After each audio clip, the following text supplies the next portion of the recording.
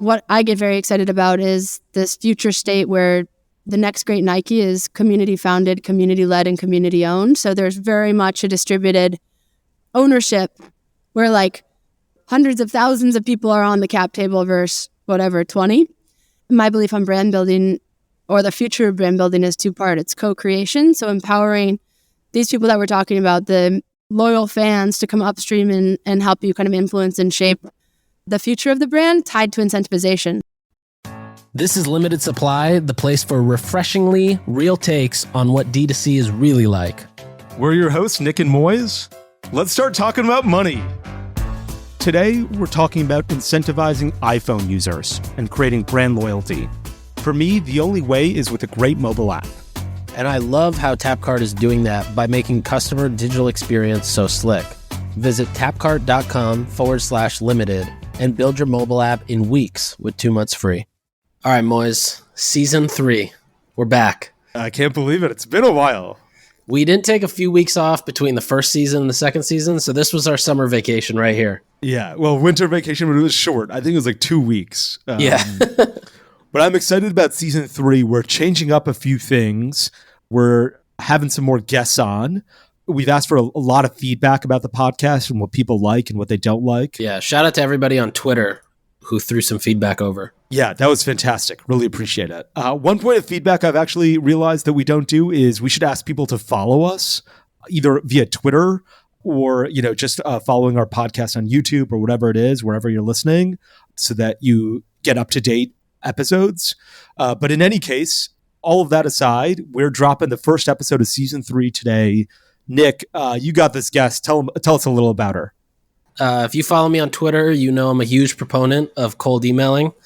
A few months ago, I was in Austin and tried to put a dinner together with just a bunch of cool people. I cold emailed Tyler Haney, the founder of Outdoor Voices, and I said, hey, you have no idea who I am, but I'm kind of a fan, and I would love to invite you to this dinner I'm hosting tonight. It's in Austin.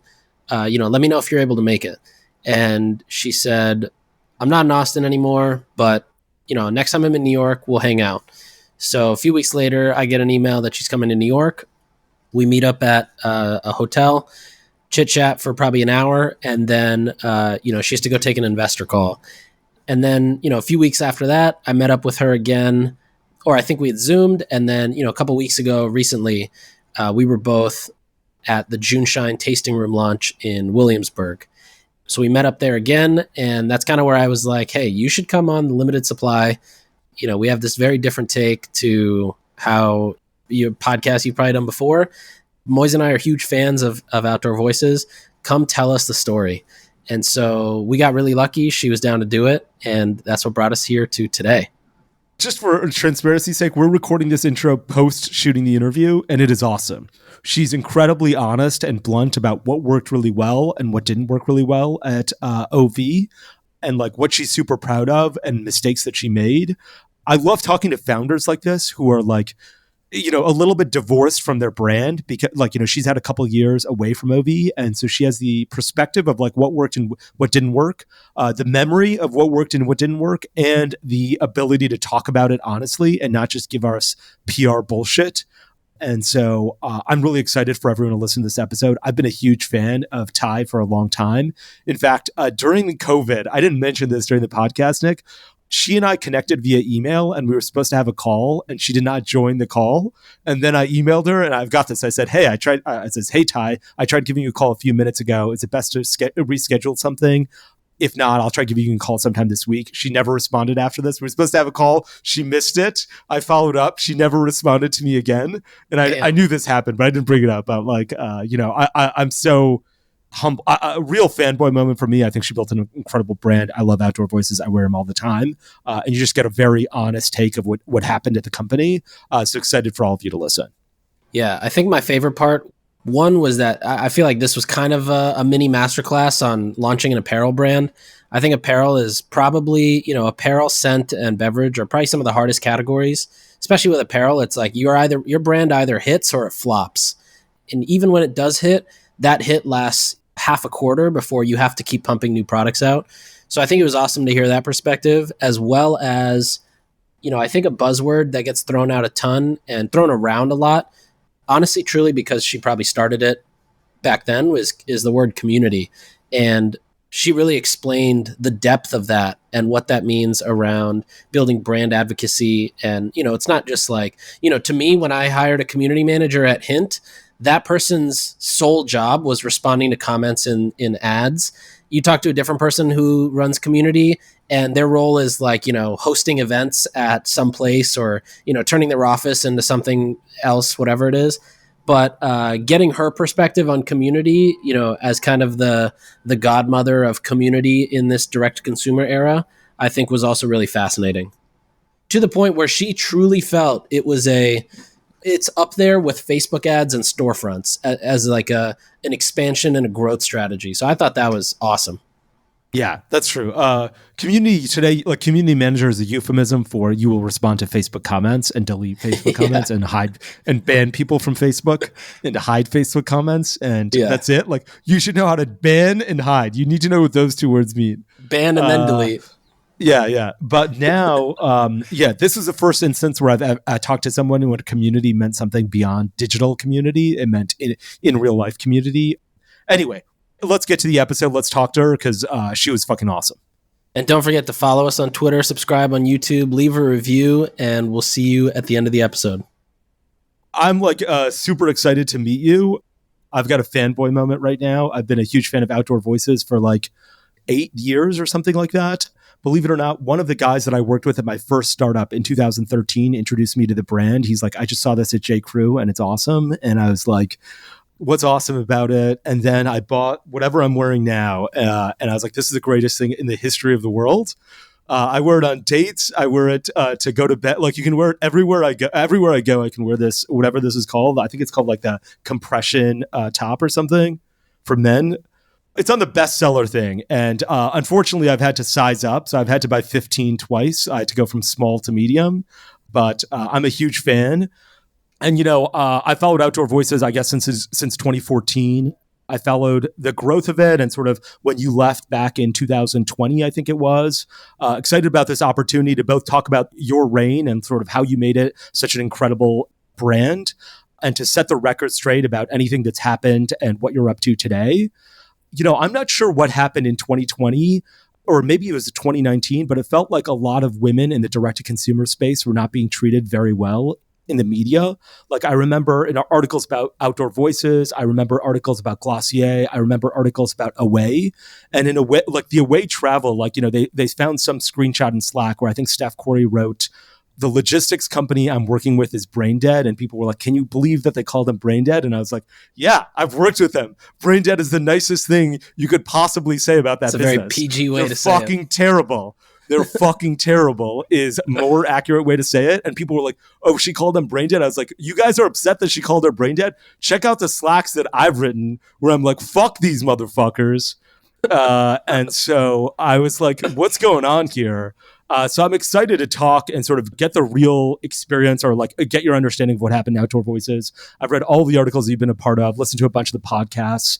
I guess before we start, in one of the podcasts, you were talking with A-Rod and you're like, Whitney from Bumble lives in Austin. And I think at the time you were living in Austin and you guys had gotten to know each other. Is there a female founders crew that is going on the DL? Is there a female founders mafia? We're all friends. We do have a group chat, and I had moved Outdoor Voices from New York to Austin and pleasantly surprised that Whitney was there. So we became even better friends.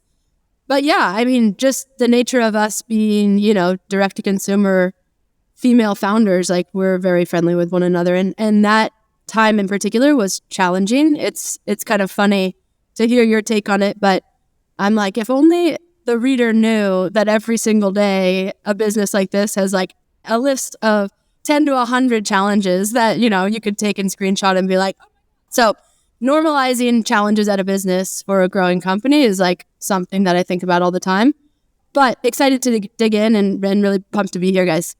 It's also just normalizing that things are hard. There's this notion that everything should just be smooth sailing, rainbows and butterflies, and that, altercations shouldn't occur. People shouldn't challenge other people's thinking. And I think those are all the things that make the great companies. Like when you think about the greatest companies being built, it's just a combination of so much of that. But to start out with the female founder crew. So like there was like you, there was Katrina, there was Emily, there was Danielle and Carly, there was Steph and Jen. You know, you guys not only had just businesses that were new and doing well at the time, but the public persona, I feel like, fueled so much. A lot of positive, I think maybe a little bit negative too in the press when they were just attacking it. But on the way up, it seems like it was super helpful. Is there anything that you saw that was particularly helpful then that you would advise to like founders even now who are building companies in terms of the benefits of building a personal brand around it or having a following or being able to do things in that world? Out of the gates, we were super ambitious. Our goal was to build the next Nike, but not focused on crossing the finish line first, rather the opposite of that. So how do we build a brand that frees fitness from performance and prioritizes daily activity? And so out of the gates, that also was tied. The opportunity was to like really position this as a female founded led brand. And I mean, 50% of the population is female. So that visual tied to that mission really resonated. And it gave us kind of ammunition and power to like have that ambition and get people to buy into it and participate in it. And so, hell yeah, like that was a huge kind of advantage and part of the narrative out of the gates. And it only became an issue, 8 years later when that became our Achilles heel or what people wanted to target. So if you looked at the traditional kind of activewear brands in the space, Under Armour, Nike, Lululemon, like loved them, wore them, etc., they were all male founded. And so to be Outdoor Voices with this female founder, this different mission, this different way of building, and this more inclusive, approachable, accessible call to action to participate in activity where it didn't look and feel like, I had to have the biggest muscles at the gym. Like that as a package became a very compelling selling point. So one thing you mentioned about the muscles, you mentioned somewhere that not only like the gaps for those muscles to be filled in the existing clothing you were wearing was kind of uncomfortable, but also was the neon and the fabric that they were using. And so you decided to go and make kind of this matte clothing fabric. And so two questions there. One is, your parents were in the garment business and, did that impact your choice to go with the matte fabric? And the second one is, how are you so convinced that Nike wouldn't just the next day say, oh, there's a small, percentage growing of matte and different type of materials. We can just drop a product. So like when LaCroix was getting really big, Pepsi said, we're just going to put bubbly in the market. We're going to undercut LaCroix's price and that'll just kill that business. We don't have to worry about that problem and we can take a loss on bubbly. But how did you think through both the matte and then the competition with it? I had grown up with a mom and aunt, so they're twins that are like very color and design inclined. And so they were in the apparel business. And I told myself I'll never do that. Like having physical inventory is like a total shit show.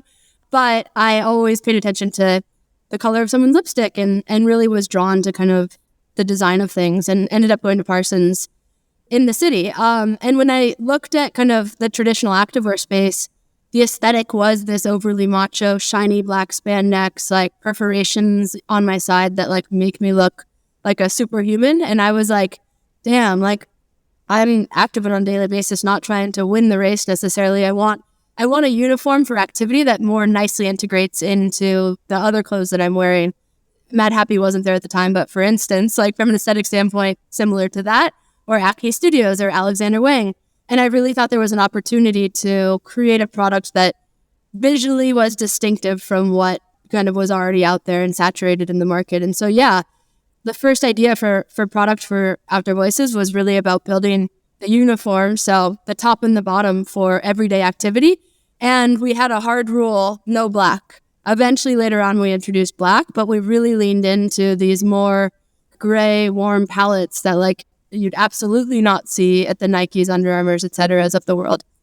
So there was 5 products you launched: the compression top and bottom, 2 tops, and a jogger pants. How did you decide that those were the 5 products to launch with? And how'd you go from, all right, these are the 5 products, and this is why I'm going to launch these, to getting your first production order?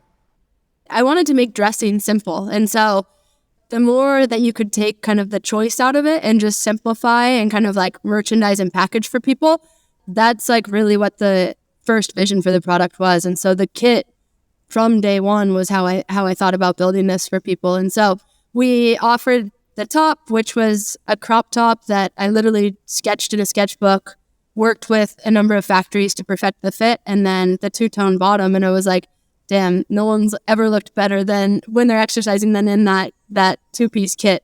And then we expanded to what do you need to wear over that base layer? And Moiz is wearing the moss jersey, which became this really kind of chic and very soft tracksuit. So those 4 pieces were all you needed to go participate in any recreational activity. And so, yeah, it was really about simplifying choice and recommending ahead of that becoming such a thing in the D2C space, like your one-stop shop for what you needed to be active.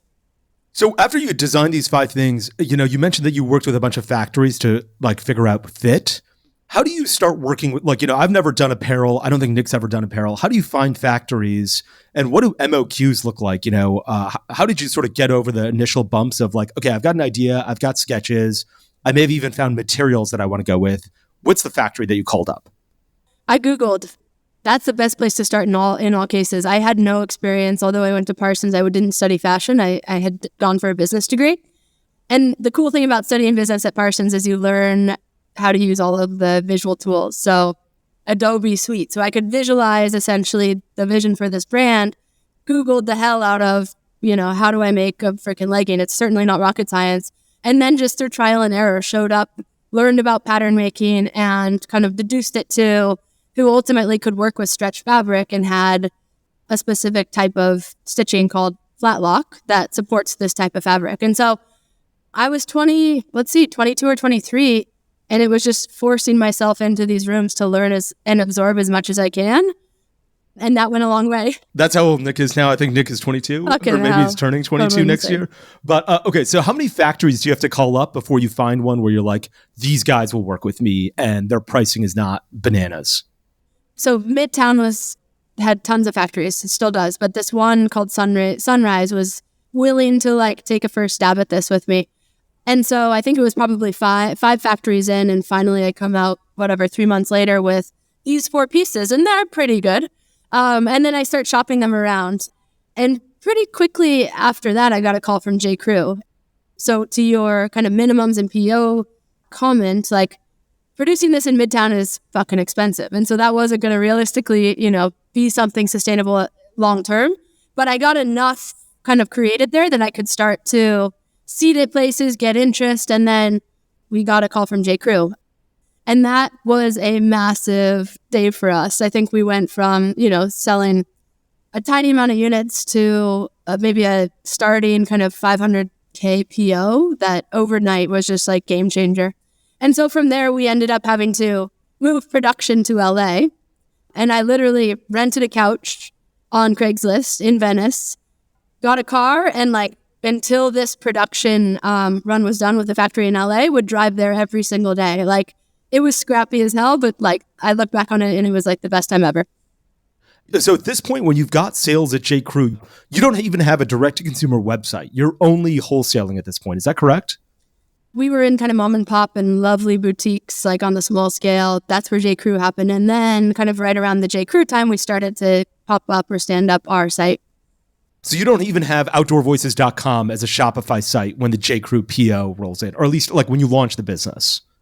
Not when we launched, but probably I remember going towards we're going to want to have something stood up when the J. Crew. So that's awesome. Around then, yeah. When you made that transition, one thing I've noticed in clothing brands, we've worked with some clothing brands, and one thing I noticed is the consistency of the brand assets has to be so consistent.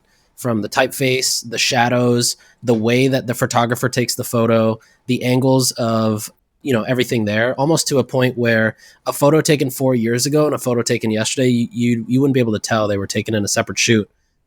How did that carry into you going from wholesale and this mom and pop, basically product machine, to building this brand where you're selling leggings, but you have to get somebody sold on being an Outdoor Voices girly before they buy the leggings? Firstly, I was able to recruit a small and mighty but kick-ass team, and a lot of them I still work with today in my new companies. Tiffany was our creative director from day one, and I had worked with her kind of throughout school at a spot that I interned. And so she just out of the gates had always been able to recruit the right people to create a kick-ass brand. And so again, we were really leaning out of kind of traditional active into a much more modern, simple, clean branding kit that also came across in the imagery. And it's funny, I was looking the other day, like back 8 years ago to our first shoot ever. And to your point, like I could stick them up on the site today and they're fucking awesome. They'd sell the shit out of the two-tone dove and ash leggings. And so I don't know, that was just baked into our DNA out of the gates, is this like standard of excellence from a visual perspective. What attracted people to the brand was a strategy that I called Activate IRL and Amplify through digital and social. And so we would host kind of on a weekly basis different activities in New York, whether it be dog walks, jogging, runners clubs, pickup basketball.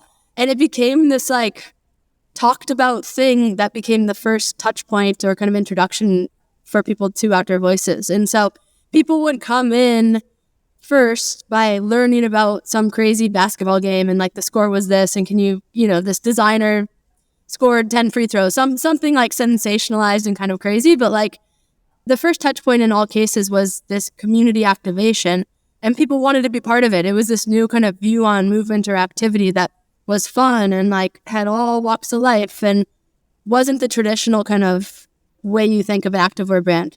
And then you'd get them into the product. How many people are showing up to these events? I guess I saw one in San Francisco once and I saw like 40 people jogging and I was like, are you kidding? This is working?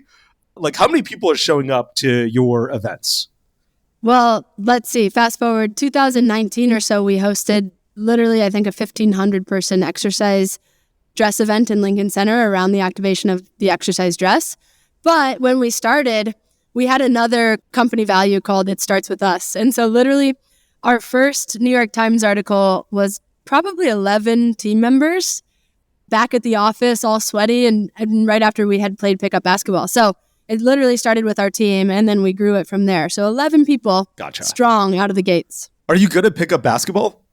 Oh, yeah, I'm really good. I was a 3 in high school, so I can shoot. Okay, Nice. wow. On the dress, so one thing that I thought was crazy was you did the launch with Lil Michaela, which is basically, I don't know, an AI influencer. It's not a real person, but you did a full campaign shoot. You know, how'd you convince your CFO that like that's a good idea? We had established a budget for all essentially what we called major moments. And so as long as we were within the parameters of that budget, it was fair game. But one thing we were extremely good at, I guess, out of the gates or since the beginning was, I call it zig when others zag. And we were really experimental in how we brought product to life in like novel, new, exciting ways, but always tied to the mission. And so we talked with Brud and we're like, has little Michaela ever exercised? Can we, bring her to the Venice Beach gym set? And it became this whole fun thing for our team. But I don't remember how many followers she had, but we were like the second brand to really partner with her. And I was really keen on partnering with people that were very innovative in ways like that. So that was the first moment for the exercise dress. And the exercise dress has taken on, it's grown to an extent that like I guess I knew it could, but it's everywhere now. What was the budget for the major moment when you're launching the exercise dress?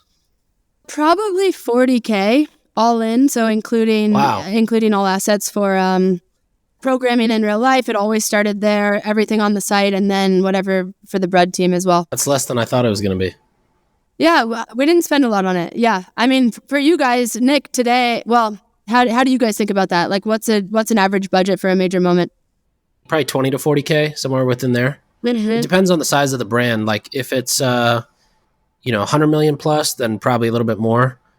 If it's a newer, like startup-y brand, probably just under 20K, within that range. That was like the right amount for us. And it was, it helped us, whatever. It was nice to standardize it. On that, you probably just over the years, you just picked up all these tricks of the trade.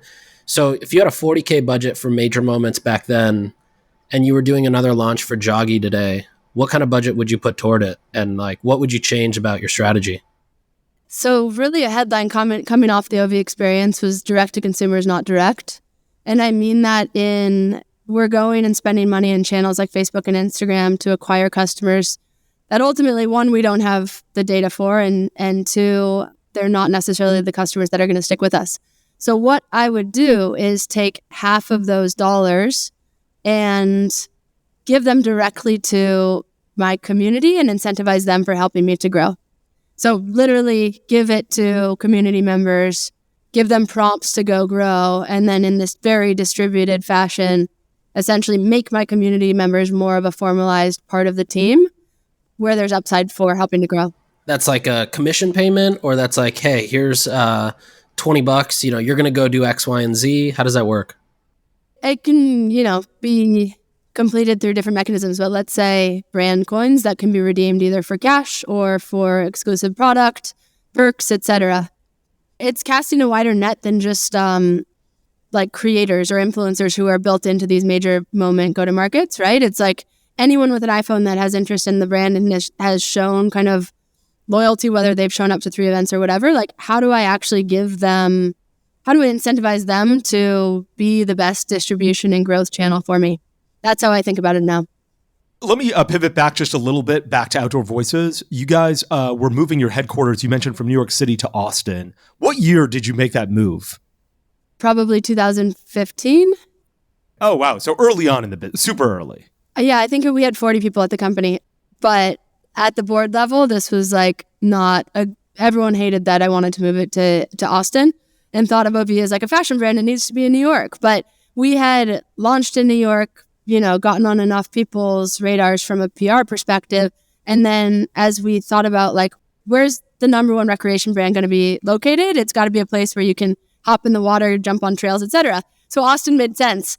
But that was like one of the most challenging parts of my job was like getting the board there, and then making a move was also quite like moving 40 people was also quite crazy. But now look at Austin. It's like where everyone wants to be. It's pretty funny. Yeah, you seem like it was really on the cutting edge. Did you lose any people when you were making the move, or did everyone ultimately come down? Like 90%. And wow, we made it a requirement. There were a few people we were flex for. Yeah, sure. And one thing I wish that we had done differently was we shouldn't have required that people all move there. Like that could be our headquarters, but look at, remote work now. It works just fine. But, it was hard for everyone to wrap their head around that.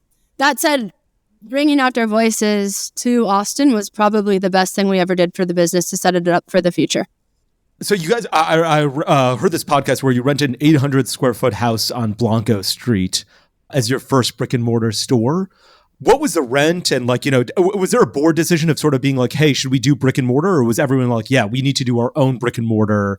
Or were people like, let's sell a Nordstrom? Were people like, let's do our own brick and mortar? Or were people like, let's do only direct to consumer? Was that a board decision? Or was everyone sort of aligned? Yeah.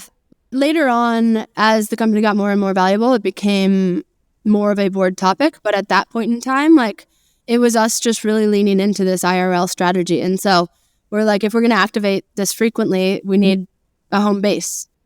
We really leaned out of traditional retail. We weren't going to go to the shopping district and into the residential neighborhoods where people are walking their dogs, playing Frisbee. Let's let that be our home base.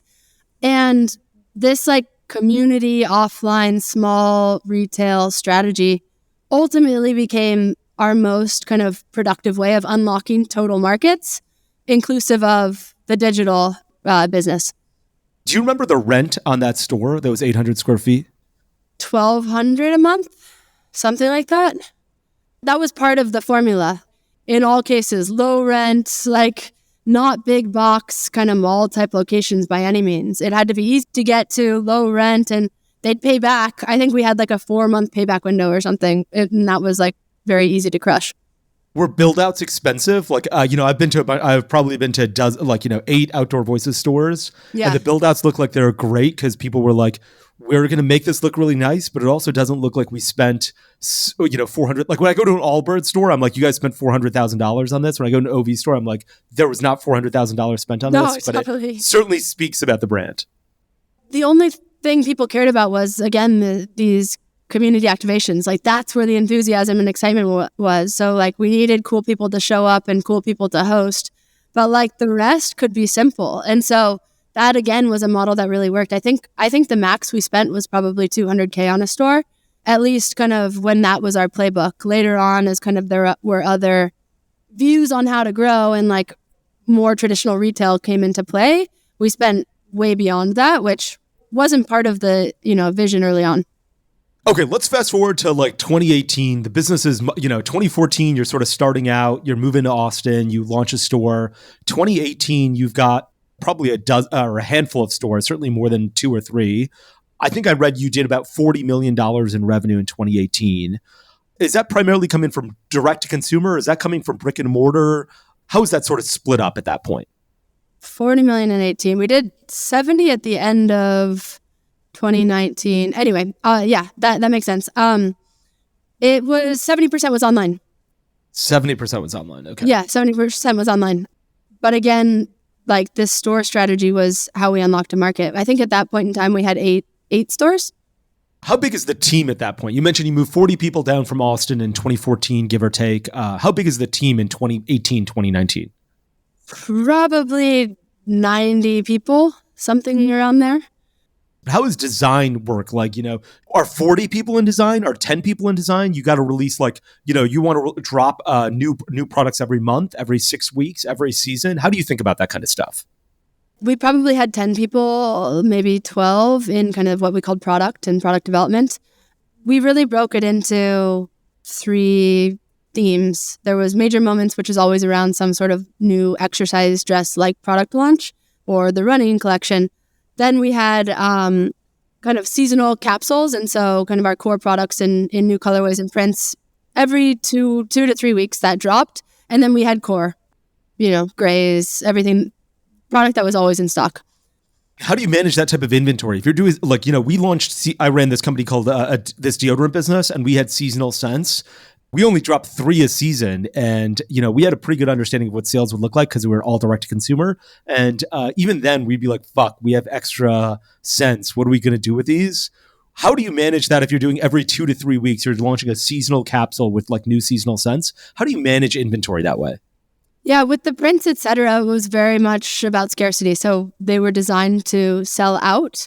That said, I remember sitting in a very specific meeting where the question was asked, how high is high? And we ended up placing like a massive PO against a pink flamingo legging that then we sat on for like literally 3 years, and our cash was tied up in that fucking pink flamingo legging.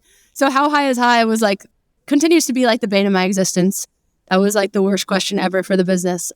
But I think like celebrating sellouts, and certainly people are pissed when they leave a lot on the table, but you don't want to be sitting on a ton of inventory. Did you ever have secondary markets or channels you would just offload inventory to? Not like the first 6 years, but then as we had bigger misses just by nature of being bigger, yeah, like we'd go to, we'd put it into TJ Maxx and stuff, and that was like soul crushing. How do they buy that? Like I bought Quip floss for like $6 from there, and I think it sells for 30 or 40, and like they're not making money on $6. So how do they buy that? It was so discounted. I wasn't all that close to that, but it must have been like, it was definitely like 80% off retail, something like that. You're shopping for floss at TJ Maxx, Nik? No, for the record, my sister loves TJ Maxx. She loves to go just like snoop the aisles. I was looking to see, there was probably 7 or 8 direct-to-consumer brands that are like, iconic direct-to-consumer brands now just being sold at TJ Maxx for like 10% of what they should be selling for.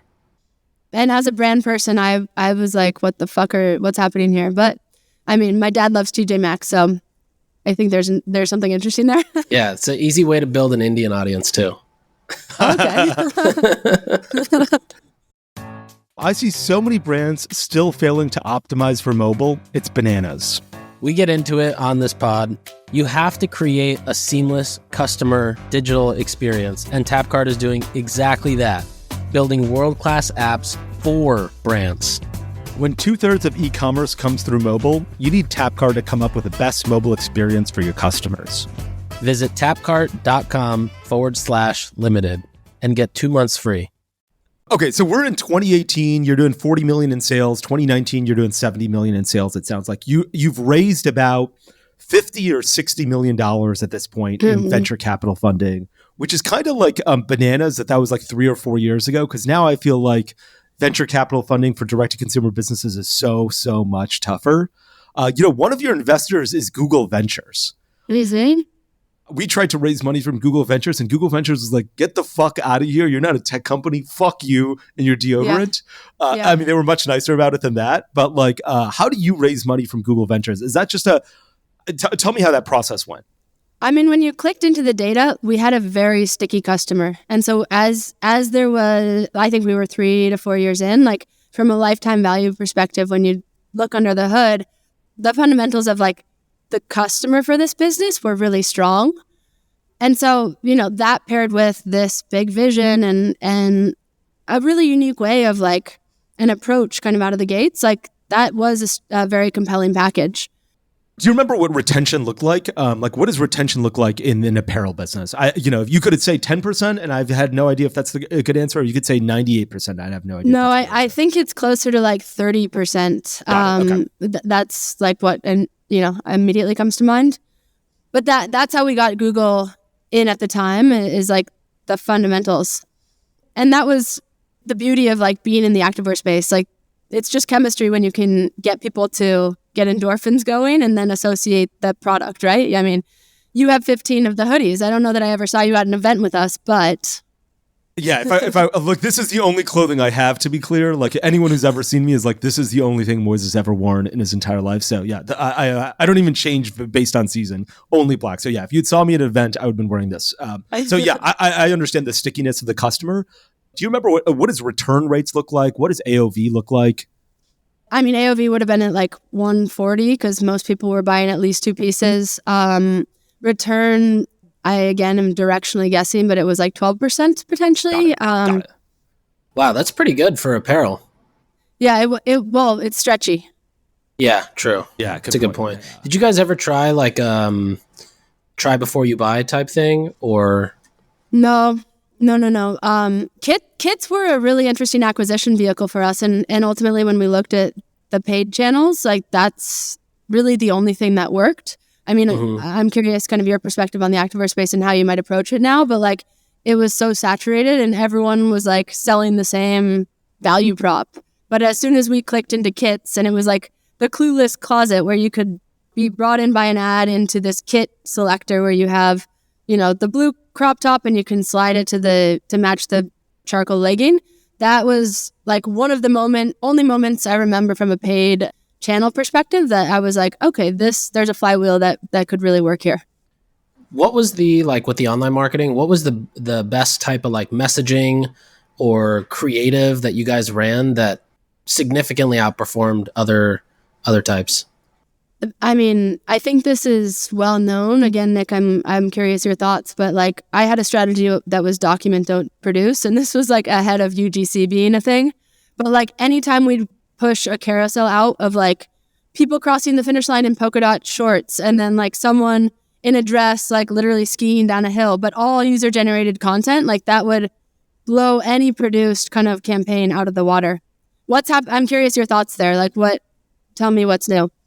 I mean, I think especially in apparel, like I said earlier, it's like you're kind of building that mindset to buy into, or like that ecosystem to buy into, like I think OV did such a good job of it, playing that middle ground between an athlete and somebody who sits on their couch, I guess. The in-between space, I think you guys owned, whereas like all the competitors were on one side or the other. And I think a lot of people just bought into it. And the other interesting thing was, you guys did the tote bag. I think you were the first to do the tote bag, the famous OV tote bag. That was like another checkbox that people wanted to buy into the brand. Even when they're not wearing OV, they wanted to signal to others that they were like an OV girl. Totally. And that became, I mean, people were walking billboards for us. And then like, it was a whole like avalanche of tote bags right after that. The other thing we had that like symbolized your participation or part belonging to the community was the Blue Doing Things hat, right? So like, we had these little physical souvenirs that, then you'd see someone in kind of a gym class or workout class with the Blue Doing Things hat, you'd high five and be like, you know what's up too. And that became this really nice way to kind of enable peer-to-peer kind of organic growth. You were talking about the marketing earlier and particularly paid ads and what worked with Nik. What was the budget for paid ads? How much were you guys spending on paid ads? And, because you had also mentioned that you had a $40,000 in real life, let's activate exercise dress. Was Facebook the number one channel? I would guess so, just based on the timing and what Facebook was like, but. We never got good at this. If I look back and think where were we most challenged, we at kind of the highest level had three very different views on how to grow. I was very bullish on what I called this community strategy. So again, what we've described a few times. Anyone who came through an event or the store first ultimately was 4 times more valuable than anyone coming through paid.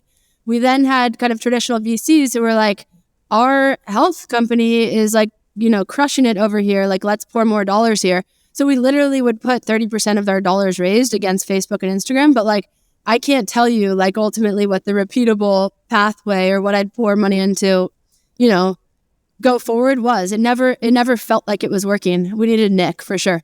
And then the third view was okay, it's time to step up into big retail. And that's when we started signing huge storefronts with $40K a month rents. I'm not joking. I think Flatiron in New York was that much.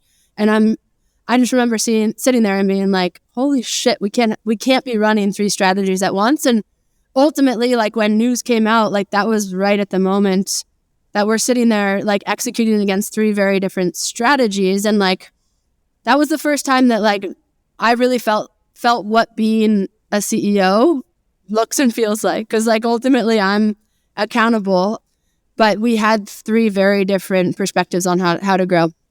I'm sorry. So the strategies were one, amazing storefronts, in expensive storefronts, at least in Flatiron. The other was direct to consumer and the Facebook flywheel effect. And the third strategy was sort of hey, we've got a small storefront in a sort of a hidden spot and it's cheap rent, but that's how we activate in real life people. Is that correct?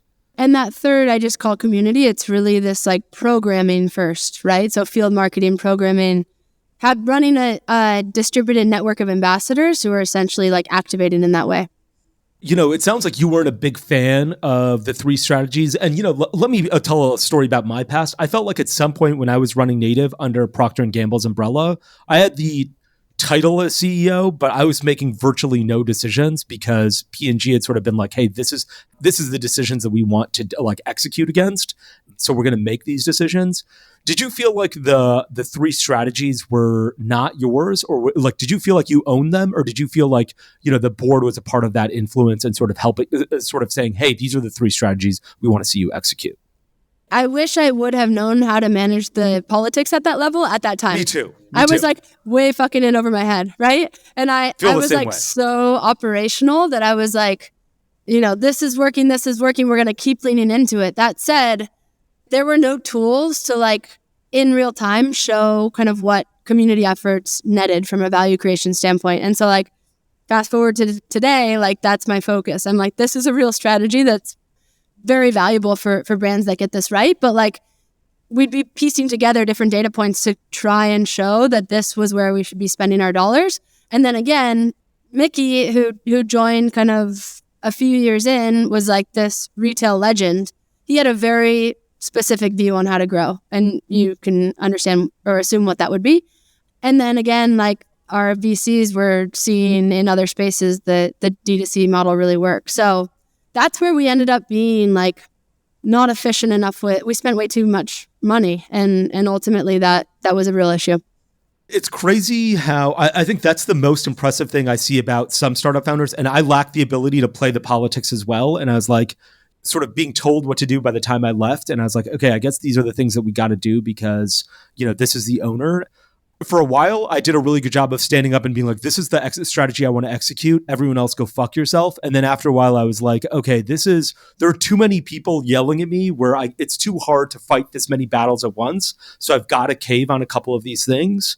And it sounds like maybe that is or where not where you got to. Like, it sounds a little bit of like there was a board, there were VC founders, there were Mickey, all pulling you into different directions, and you were like leaning in towards community, but you sort of had to listen to the board and to Mickey because they were these legends, an important part of the business, and you got stretched in these different directions. Is that fair or an unfair way to put it? You got it. Okay. Totally, 100%. Yeah. Interesting, challenging dynamic. Yeah, it is shocking how like people are like, how does that happen? And you're like, look, people would say it about Twitter as well. Like Jack Dorsey was going to somebody else was, I think it was like BizStone or somebody was CEO of Twitter, and Jack Dorsey was, the Twitter guys controlled the board and everything, the Twitter founders. And people were like, oh, he's never going to get fired because the Twitter guys control the company. The reality is when you have enough shareholders calling you up or enough people calling you up, putting pressure on you, it's really hard not to cave. It's really hard to stand up and be the Steve Jobs and be like, everyone else shut the fuck up. I have the only vision that matters. I don't give a fuck if you call me. I'm just not going to pick up that phone call any longer. Yeah, I think also Mickey had never not been a CEO. So it really became like this co-CEO way of running the company, which like split the team weirdly too. It was a fucked up dynamic, but like ultimately, like I'm very grateful for all of those learnings to apply kind of on these next two businesses. Was there a tipping point with Mickey, or did it just become a slow evolution? With Native, what happened was the guy who ran deodorants at P&G left, he quit, and then there was a new sheriff in charge, and that wasn't a tipping point, but it got to the point where I was like, okay, this guy and I, look, he didn't make the deal with me, and so he isn't beholden to the promises that he made to me before we sold the business. So there was never a tipping point. It was just like a slow evolution. Was there a tipping point for you, or was it a slow evolution? The moment I started saying I disagreed and no, we're not going to go in the North Park Mall in Dallas. Like we have a store down the way on the corner that's doing fantastic. That's when it started to be a challenging dynamic at the board level. And I ran essentially let's nicely get Mickey off the board campaign for a full year because I could see that something troubling was going to happen. And so the how high is high question came from Mickey. And there were just a number of moments in time like that I would push back against. And then it became at the board level, Ty's difficult, And that was a really difficult personality and dynamic to manage. But it was a long time coming. Well, kudos to you for being like, I'm rejecting how high is high. Scarcity is important. Selling out is important. And like not tying up a bunch of cash is important. I felt beholden to I fell into the drugs of how high is high. Let's overproduce inventory. And at some point I was like, oh my God, we're sitting on, millions of dollars of stuff that we don't even have on the website. We're fucked. Yeah. So good for you for doing that. Like, the how high is a drug, and that drug is easy to get addicted to because you get more revenue and your numbers look like they're up and to the right. Good for you for being like, look, no, scarcity and selling out is what we should be doing here. One question I have just like around this, or something that I think about often, is like, how quickly should an apparel brand like Outdoor Voices like actually grow in this day and age? And like, should it get as much capital as we were able to get? And I don't know if you guys have a perspective there, but I'm like, one, companies that go from like zero to like fucking huge overnight, like automatically make themselves a trend. So like, is there really sustainability, in that approach? And then two, like as a young founder, we really needed to master the fundamentals before pouring fuel on this fire, and like that became very evident. So I don't know. I'm curious if you guys have any reaction to that. I've got a reaction, but before I give you my reaction, I'm curious, do you wish you had raised less money? Yeah, I think it would have required that we didn't run 3 different strategies at once, and like the direct to consumer venture model is like, what's the likelihood of success? Like we're seeing it everywhere. Like I'd much rather go slower and like have 20% more chance of having something to show for it at the end of the day. Like, fuck that. It was totally nuts. That is a great answer. I cannot believe you just said that. You said, I raise less money so I can execute the strategy that I want instead of having 3 strategies which we're funded for. That is a great fucking answer.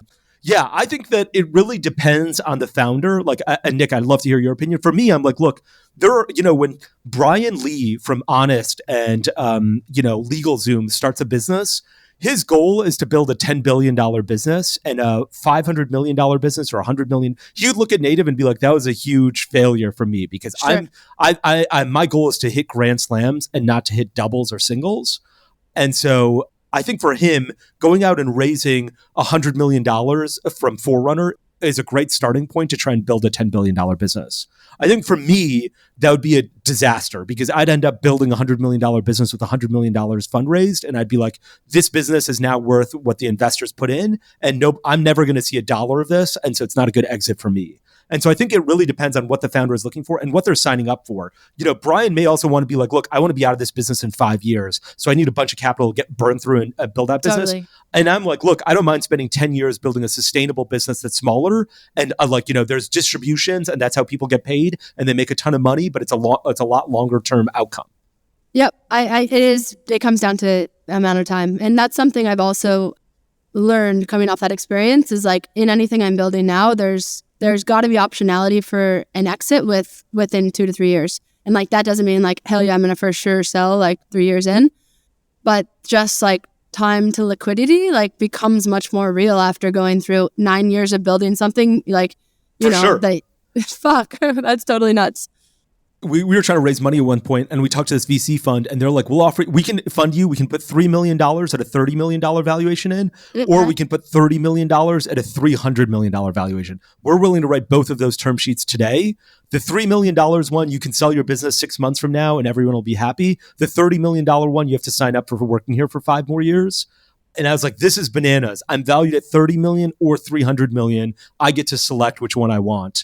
And the question is just how much time am I willing to put in? So I think you're absolutely right. Like those valuation, you've got to sign up for a really large outcome and a long time of risk or a lot of risk if you're going to take that $30 million check. Yeah, slow and steady, I feel like, is just the way to do it, especially if you're going direct to consumer.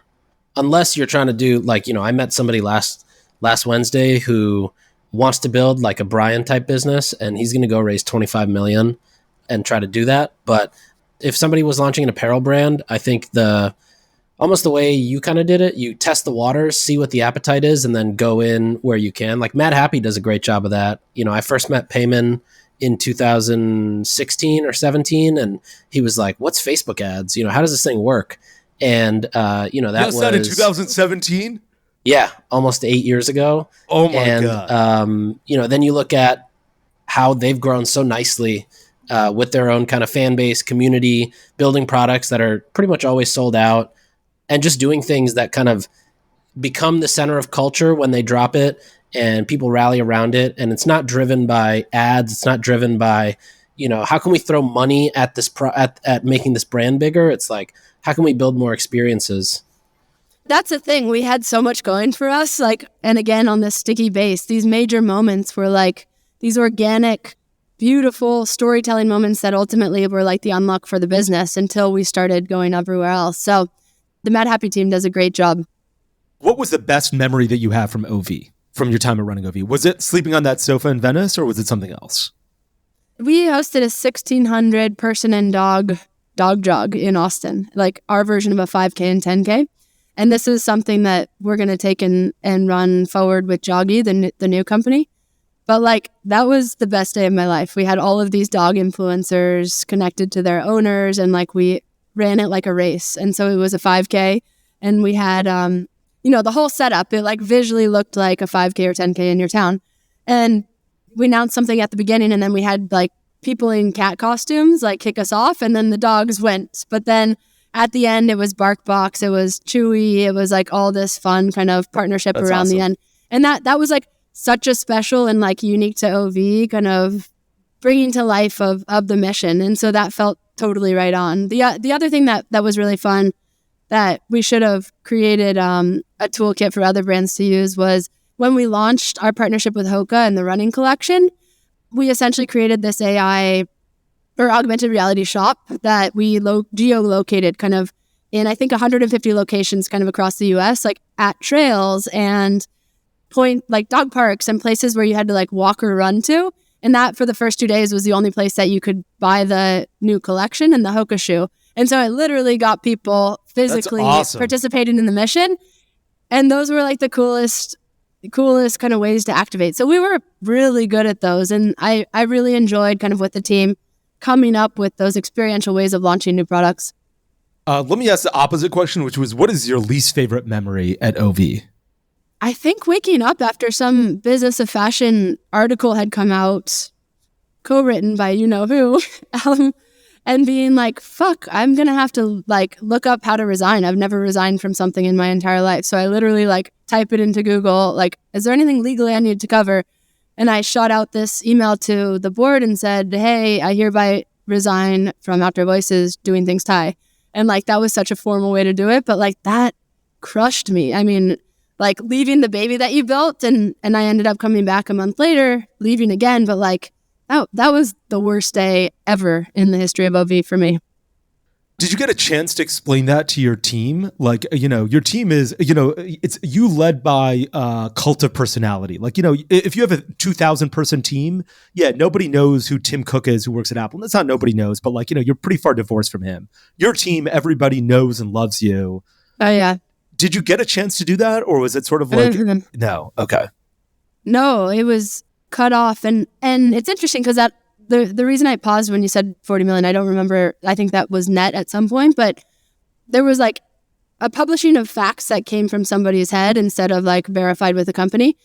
And what was so painful was looking at those facts, quote unquote facts, having just left the company and then no one in the company knowing how to essentially run crisis comms or like, go stand up for the company.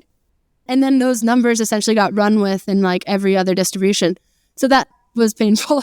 But no, there was no ability to speak with the team. I was like cut off and cut out. I was asked to come back and like, again, like, was, had spent so much time. I'm like, there's got to be a way to make this work. And so I went back for a short time and then was like so much put in a box that like it wasn't going to work.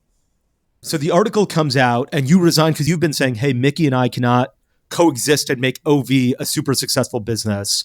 Yeah. You see that article and you're sort of like, now's not my time, or the board has chosen Mickey, or you're like, you know what? They just didn't act fast enough. Like okay. I've been saying for a year, like, dudes, we gotta make a change. And then that happened. And then they ask you to come back. Why would they ask you? Like, it's so weird that they'd ask you to come back and that you come back. And what was the role? Like, what was the goal of you coming back 30 days later? Sort of like an ex-boyfriend, ex-girlfriend getting back 30 days. That I understand. That I've done. But tell me about the other one. The board, apart from Mickey, was not trying to get rid of me by any means. Like, and I think that's like the last thing to do when like taking the founder out of a company is like a no go. That's just like not the right thing in most cases. So that was my choice, and then was kind of coerced back into, hey, you can contribute in these areas, whatever. And I'm like, yeah, I want to see this thing through. And then the dynamic was just, it wasn't a place for me to be. And, ultimately what I realized was like the opportunity cost of like having 7% of this company and like a tiny ability to participate and contribute, or like start from scratch. I have no lack of ability to like set a vision and go execute against it. So like, that's what I'm going to go do. And thank God it's not in the fucking legging world anymore. Like that was a nightmare. Well, as someone who loves Outdoor Voices products, I wish you would do some more leggings or some more apparel. I understand why you won't. I've been saying man leggings is a trend that needs to exist since I saw the two-tone leggings, because may have been a little jealous, but I think man leggings are a thing that's going to happen soon. Everyone who works out at Equinox in San Francisco wears leggings because Steph Curry wears leggings to basketball games. Everyone who works out in New York, nobody wears leggings because Steph Curry isn't there. Yeah. I'm in love with the space, like more around the activity and like, you want to be wearing like cool shit. So at some point in time, I'm sure I'll do it as like a hobby. So let me take one step back. So you came back sort of helping with, not as the chief executive officer, but contributing in certain ways after 30 days, left again. You had mentioned you had about 7% of the stake of the business at that point. Is that about right? Yeah, I think maybe a little bit less than that, but around there. Okay. And then what happened? You're not involved anymore. Is that correct? Correct. I left a year and a half ago. And do you still own that 7%, or has the business been recapitalized and it's all over, or like what's happening No today? Clue. I don't know. Yeah. I also went back. That's a great answer. Unclear what my position was. It was just a very mishandled moment. All right, should we get into the lightning round, Moiz? I'd love to, yeah. Okay, I love this question, which is, I read this article where you met Junior Seau at a restaurant while you were a waitress at Border Cafe in Harvard Square. Border Cafe is shut down, by the way. They closed during COVID. So I heard. I think a bunch of the Patriots would come there. Who was the best tipper on the Patriots? Junior Seau. That's why we were friends. Of course. That's why you were friends. Okay, great answer. Okay, Ovi has done a bunch of collaborations. Which one was your favorite? Our APC collaboration and our Hoka collaboration. What was the APC one about? It was working with John Tutu, APC legacy kind of heritage brand, and infusing kind of the DNA of both brands into this really lovely collection that really blended kind of your active life with your daily fashion life. Do you wear a fitness tracker? Nope. Love that answer. I feel like everyone is all about digital measuring their fitness, and you're like, I like to go out and sweat, but I don't need to measure it. That's a great answer. I love, being outdoors. What is your favorite restaurant in Austin?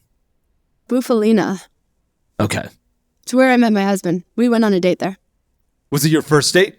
Yes. Okay, yeah, you said that's where you met him. Okay, yeah. That was after the Let's Hang DM? Yeah, exactly. Outside of Joggy, do you take any supplements? I take NAD and resveratrol. I don't know how to say it out loud. From Alive by Science. I'm really into cellular health and cellular energy. So that'll soon become part of Joggy, which we haven't talked about Joggy and TYB, guys. This is true. I just took my recharges that you gave me. Supercharges. Okay, let's talk about Joggy as soon as we finish the lightning round. Okay, so what was the best-selling color at OV? Navy. We called it Nature's Black. God, you have great answers. What was your favorite OV product? The exercise dress. What was your least favorite OV product? The pink flamingo leggings. Yeah, okay. And if you couldn't wear OV, what other brand for athletic clothing would you wear? Now the Jacquemus Nike collaboration. Interesting. I'm not familiar with that collaboration. I'm going to have to check it out. Going kind of into TYB now. If I was 5 years old, how would you explain TYB? TYB is a toolkit for brands to manage their superfans and community. So at the Juneshine tasting room, for example, there was a QR code with the menu and there was a QR code with TYB. So how does that work?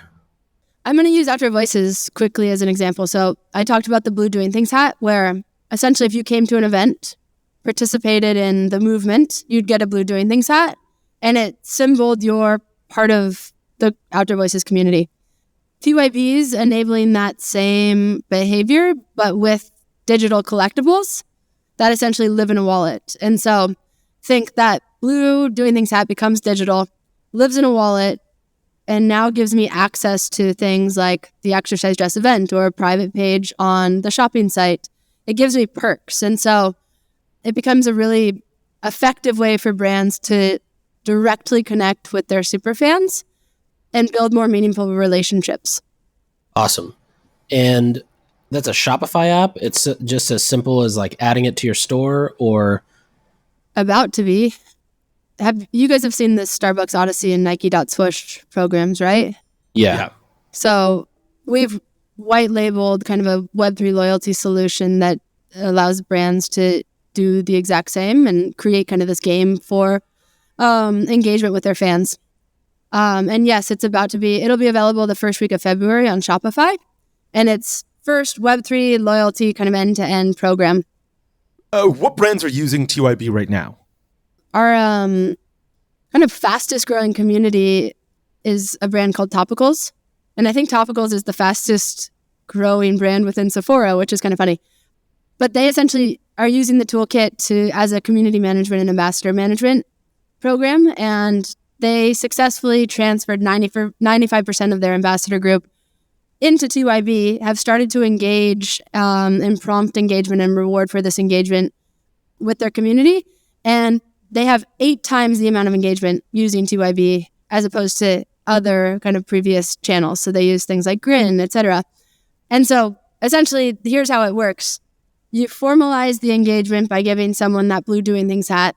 That Blue Doing Things hat now becomes your access into the community, where you're engaging with prompts, whether it be sharing to social, submitting a review, sharing with a friend, etc. All these actions that community members are already taking, but you're getting rewarded for them with brand coins. I then start to collect brand coins, and those brand coins can be redeemed for things on the Shopify store. And so at the simplest level, that's kind of the foundational flow.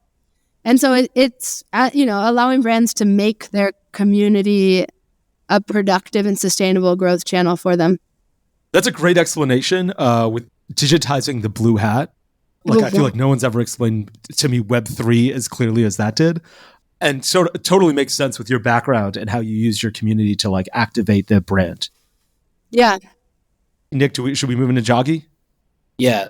I tell Joggy, at least the Runner's High product, I tell everybody it's like Adderall. I think that was my review on the site too. So funny. What is in this? So I know that it's water-based and not oil-based. I guess it's technically, is it CBD? Mm-hmm. Yeah. Yeah, so it's CBD, but it's so, like, it doesn't have that weird taste, and almost instantly you feel the effect. And even on this past Sunday, I ran a 5K, and I had my Superchargies in my pocket, and then I took a squirt of the Runner's High right before, and it felt like it was a 2-minute run. Hell yeah. But, like, what did you do with this? What is THCV? Yeah, THCV is a very specific cannabinoid, so it comes from the hemp plant that gives you kind of this slight euphoric feeling that I call the runner's high. It like matches the feeling of a runner's high. And so just quickly, Joggy's an energy company, like supplements energy, and we use plant-based clean ingredients. The goal is to kill Red Bull. And we have 5 products at the moment that currently do have different cannabinoids, based on the desired effect. But the first product is called Runner's High, and you take it before working out, and it gives you the feeling of a runner's high. And so the mission of Joggy is how do we help people maximize happiness through movement? And this is a product, a starting lineup and kind of like assortment of products that both help with the energizing and recovery needs around activity. So if you search Ty Haney on TikTok, there's probably in 4 minutes, I found 5 or 6 that were basically saying, I will buy anything that Ty Haney drops. And they all were talking about Joggy because, basically like OV was the first one, Joggy's the second one. There's so many farms that when you Google like white label CBD, and this is a different formulation than I've ever seen before. Did you study CBD? Did you study this? Or were you like, my end goal is a good energy brand and I'm going to go find somebody who's good at figuring out the product? Yeah, 100%. The category is energy. So we're not a CBD brand, and CBD sucks. Like in my past, I'm sure you guys have had similar experiences. Like I've never felt it. It tastes bad. I'm like, this is snake oil. I started training for a half marathon in Austin, probably around the time I was leaving Outdoor Voices, and started digging into the science, behind the endocannabinoid system, which is in our body and is actually what gives you the feeling of a runner's high, the endocannabinoids when you work out. And so I clicked into the science, realized that endorphins can't cross the blood-brain barrier, so something else has to be giving you that euphoria. And then found this really awesome, essentially lab that works in the cannabinoid space out of Austin, and said, hey, this is what I'm understanding from the science. Help me design a formula that would bring kind of that same feeling to life and supplement kind of our already existing system that makes something chemically similar to cannabis. And so that's where Runner's High came from.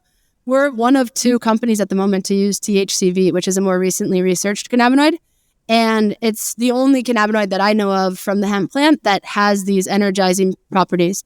It's also focusing, like Nik, you've said, we've heard that all over the place now, that people say it feels like the plant-based version of Adderall. But for me, I'm like, who wouldn't spend $3 to like enjoy their run more? Like that's like one way, to think of it, the value prop here. And really Joggy is a little motivation for people to be active with really good energy products. So interesting. Tell me a little bit, like, is it easy to ship across state lines? Are there any issues with shipping it, or like, how does that work? No issues with shipping it. That said, the FDA is going to be cracking down on regulation around cannabinoids. Yeah. We happen to work with a facility that's the leader in accredited testing. So that really becomes an opportunity for the few of us who have, from a testing standpoint, like crossed our T's and dotted our I's. But really the cannabis plant there's so much opportunity, yet there's so much baggage. It's pretty funny now to come off Outdoor Voices into crypto and CBD. That would be the critical way of looking at it. But there's also so much opportunity in both of these spaces to do it in a way that like actually is valuable and people, start to understand that there are real benefits. Yeah, I feel like THC, I've read you can only ship it within a state that it's grown. But does the THCV, because it's like a different cannabinoid, it has different rules? THCV, not to be confused with THC, is non-psychoactive. So there's slight kind of joyful feelings associated with it, but you're not high. And is it like caffeine? Like, for example, I'm going to go to a basketball game after this. If I take some, am I going to have a hard time sleeping in a few hours? No, you won't have a hard time sleeping. It's like much milder on your system than caffeine. The coolest thing about it is like it's subtle, it's nuanced, and it's like sustained. And so I've had a lot of Red Bull in my life, and I'm like, love it, but got to part with it. Like, I don't want the up and down of energy products anymore. I want like this sustained kind of clean burning energy. And that's like the big unlock with using cannabinoids here versus purely caffeine. Did you start this with just your own investment? Like what does that take to basically get V1 of a brand from start to this? I raised money for TYB, like the umbrella company first, and Joggy was our first brand to go live.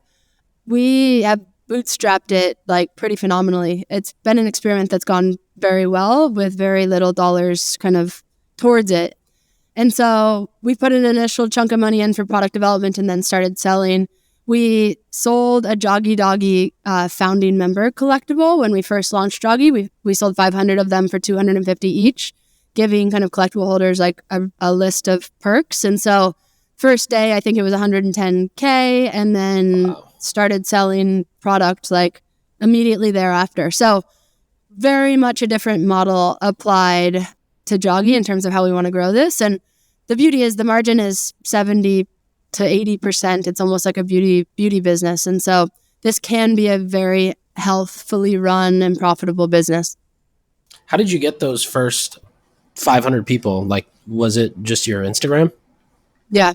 Wow. People who have, been part of the OV story, and people like you described on TikTok. Though I'm not on TikTok, maybe I should start. Yeah. Yeah, 100%. And then we've raised 10 million for TYB. And really the headline there is we're leveraging the blockchain to offer a better business model for brands that are structurally reliant on ad platforms today. So take 20% of that 30% you're spending on Facebook and Instagram and reallocate it to your community and directly work with that group to help you grow as a distributed network versus the other channels. Yeah, there was a concept that a friend of mine had a couple years ago where he was like, you should take 5% of your company, divvy it up into essentially like tokens, give it to a bunch of really small creators who just want to create content and love the brand. And, 5 years from now, out of those maybe 1,000 people, 12 of them are going to have 10 million followers. And that's all you need to kind of, for this thing to kind of take off. The coolest thing about Web3 for me is this ownership and the ability for like people who are fans of the brand and loyalists of a brand having stake or aligned incentive, even if it starts with a collectible that unlocks specific perks, that over time, you have the ability as a brand to like increase that incentive, ownership in a style, etc. But like stake in the game is going to meaningfully change kind of the ability to supercharge fandom around a brand tied to growth. And I think two parting thoughts. What I get very excited about is this future state where the next great Nike is community founded, community led, and community owned. So there's very much a distributed ownership where like hundreds of thousands of people are on the cap table versus 20.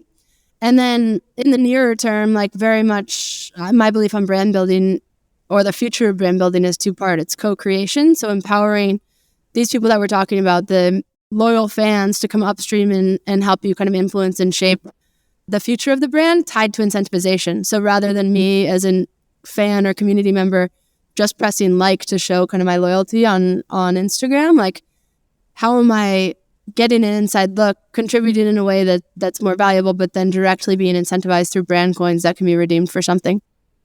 Last question. So you have alcohol, you have skincare, you have vodka, you have jewelry, you have smoking paraphernalia. Like all these products use TYB. It sounds like you're about to get shoes soon. Is there anything that doesn't work with this model? We've really focused on brands that do community well.